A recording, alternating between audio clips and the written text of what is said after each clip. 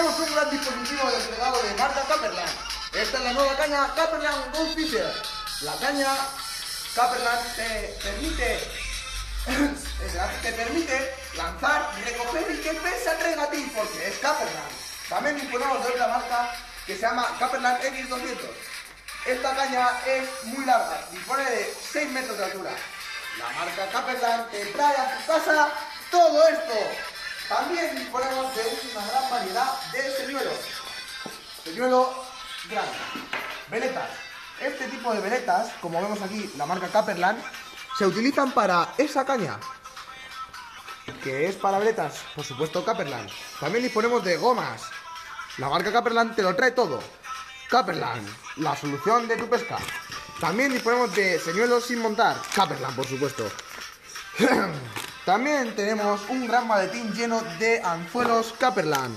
Capperland, Capperland, Capperland. Capperland es la solución. Todo Capperland. También tenemos un gran dispositivo de veletas. Las veletas son muy buena calidad porque es Capperland. Capperland es la solución a tu pesca. Ahora vamos a enseñaros otro tipo de cañas. Estas son las cañas de Q.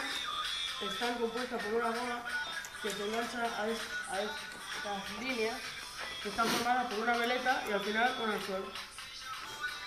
Este es otro tipo de caña de Q más corta, que también vale para lo mismo, pero llega a menos alcance. Y todo esto te lo trae Capperland a tu casa por el módico precio de 500 euros. Si llamas ahora, te traemos a tu casa el maletín Capperland.